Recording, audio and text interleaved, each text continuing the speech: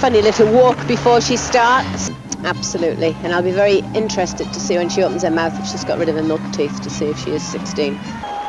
Yes, and as ever, some quite sturdy looking Americans, very powerful. And notice how solid all of the Americans are. They're quite chunky gymnasts, gone very much on power, and they can handle their power. She had the power. There's 1/10 straight out of the floor area, and they do make careless errors. We're not seeing particularly good footwork on some of these links. She won't hear the end of it when she's finished. And on many occasions, the footwork into the floor is extremely poor. Already we can see the different class, and I think the last gymnast should have been hammered. That really was a smashing triple twist. Lovely lift. Oh, lovely lift. Yes, I think the Ukrainians have got the physical potential to push the Russians, but I just don't think that they're mentally as strong. And these are not the type of performances that Team Russia needs right now. No, and she's very near to tears.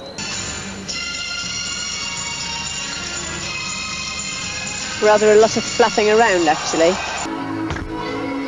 Nice Isle of Man jump, didn't have her head back. Full twisting Shushinova into back hip circle. Double twisting fly away.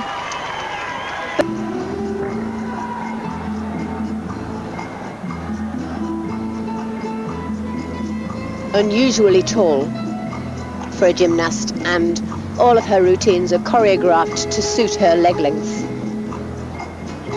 And I must say that she does a splendid job, but being so tall, she has to keep her weight at an absolute minimum, so she keeps her power to weight ratio able to be coped with. If they can just get stuck in and stick the apparatus, then psychologically they'll put a damper on everybody else. And the Romanians are hard.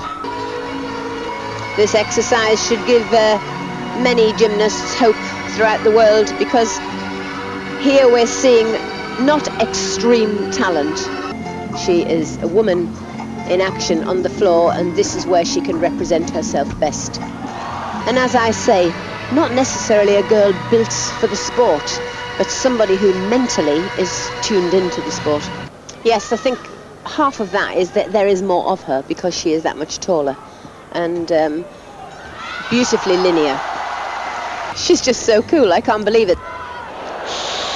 But those long legs, tremendous levers, so difficult for her to haul them round.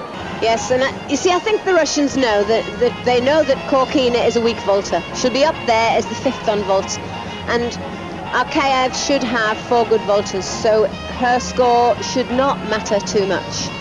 He should be able to put 4 better vaulters up than Korkina. You know, she's leggy, she's world champion, she's aggressive, and she can mostly pull anything out in competition. But vault, obviously, she can't. And I think it's my job to highlight where it could go wrong. You know, I notice a great difference in the Russians' tactics over the last few years, because there was a time when they wouldn't have put Korkina out on the floor if they didn't think she could retain the title. Where now, they'll put her out on the floor as a team player. She may well lose the title. She's still a great gymnast. It just happens that there are others who are better.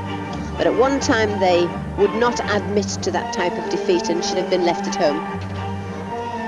But I think she can kiss goodbye to the potential of a title. But no weeping to be done. Just go back to the drawing board and work a little harder. She's probably a little bit miffed. Not the happiest face around at the moment.